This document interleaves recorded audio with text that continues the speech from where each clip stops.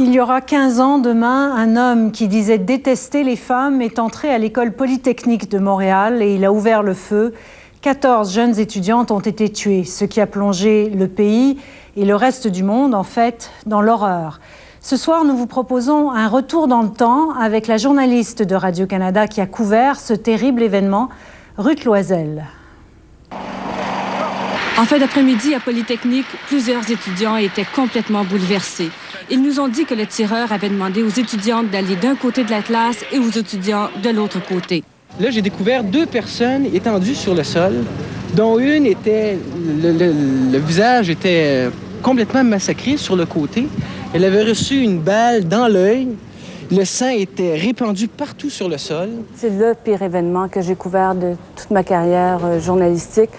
Je me souviens des premières personnes que j'ai rencontrées qui me disaient « Il y a des morts partout, il y a du sang partout, c'est épouvantable, il y a un tireur fou. » Les ambulanciers sortaient les blessés, mais on ignorait alors combien il y avait de morts.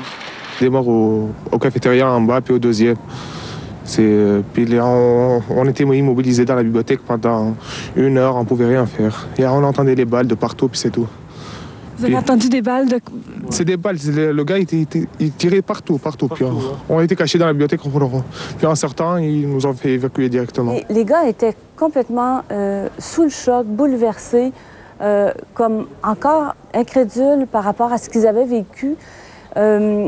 Ils étaient profondément malheureux d'avoir pu rien faire pour aider leur ami de classe. Et je pense que ces gars-là ont beaucoup souffert de ce qui s'est passé. Plusieurs étudiants venaient voir si des amis n'étaient pas parmi les victimes.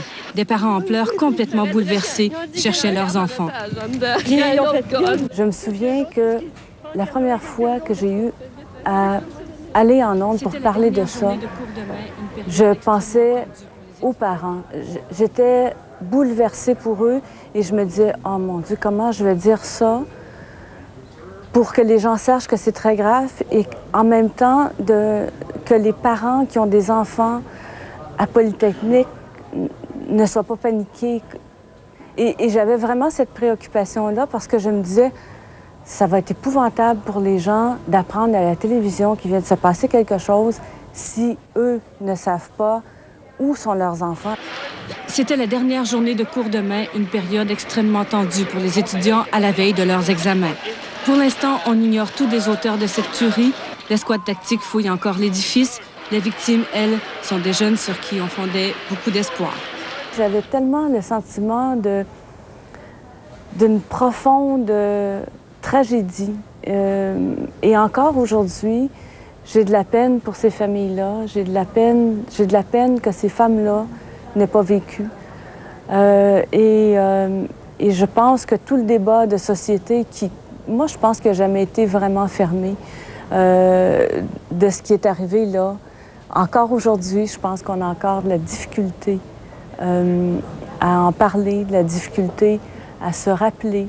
Et moi, ce qui m'a toujours impressionnée, c'est qu'à chaque année, souvent, il y a plus de manifestations au Canada anglais qu'au Québec, comme si au Québec, on n'avait pas encore digéré, assimilé, accepté ce qui s'était passé. Ces dernières semaines, nous vous avons beaucoup parlé des élections